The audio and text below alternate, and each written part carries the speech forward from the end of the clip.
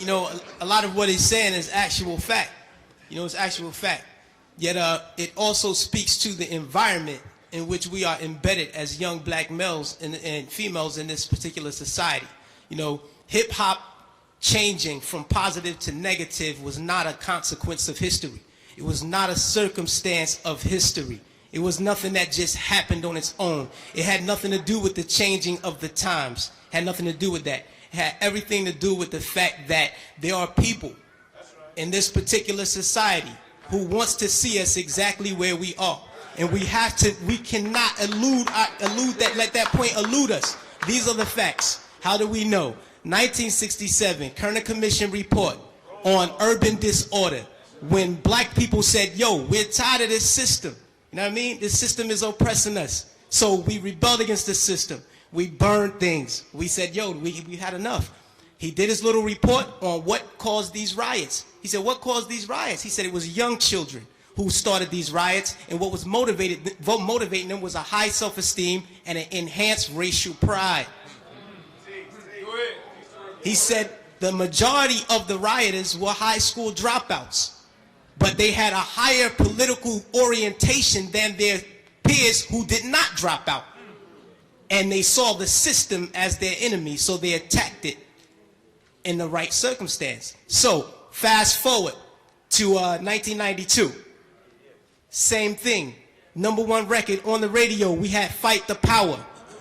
Fight the Power is on the radio. Rodney King gets beaten before the world. The black youth rebelled against the system. Again, they did it again. And why? What primed them? Positive hip hop. Primed them. Fight the Power, X-Clan, Brand Nubian. You had these groups out here who were pushing, who were politically orienting black kids in the right direction, giving them the proper prompters that they needed so that they can respond properly to oppression. All right?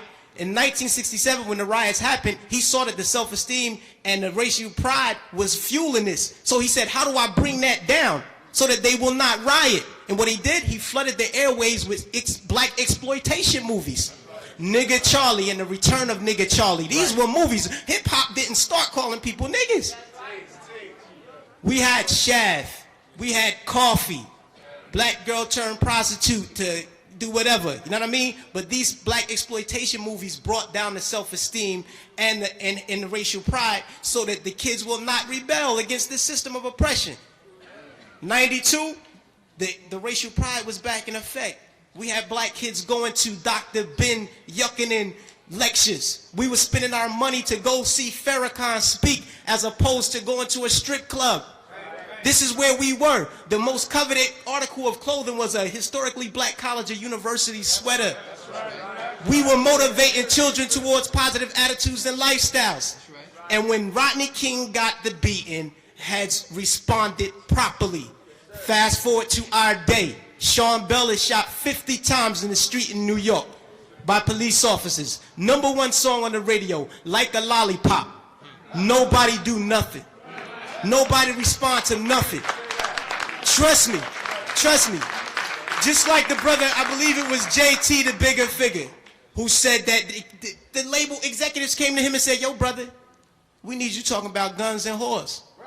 You know what I mean? That's right. That happens. I've been in those meetings with management and had to ask me, is what you're saying really what you believe, so that we'll know how to market you properly? You know what I mean? This happens. Young Buck on his album, he has a song on his album that talks about police terrorism.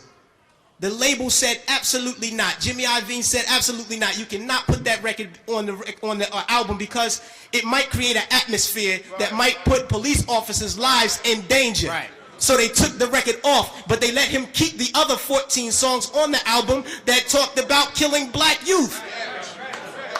So this is what we're dealing with. We're not dealing with a circumstance or consequence of history. You know what I mean? The environment that we're embedded in puts us in a situation where we feel we have to maneuver and play the game and water our message down. You know what I mean? But no, what happened was they intentionally shifted the paradigm to get us exactly where we are right now. Right now, we're feeding the prison industrial complex right now. Our kids are going to prison because they're promoting these records. They're promoting these records daily that send us to jail. You know what I mean? It's cool to go to jail. You know what I mean? They glorifying these things. And it's not the black youth. We're in a position where we get, like the brother said, the choice. You know, he said, yo, I chose the positive. So I didn't do it. But every youth is not going to take that route. I know I come from the projects. Grew up in the projects all my life. You know what I mean? And we're not turning down $500,000 to say nigga. We're not going to do it because we won't turn down $200 to take a package of crack from one corner to the next. You know what I mean? We live in a state of poverty and want of all things.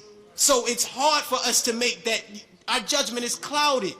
And they knew that the judgment would be even more clouded if they took groups like X-Clan off the radio. This is just what it is. And until we start to deal with the environment that's shaping the behavior, we'll never get to the next level.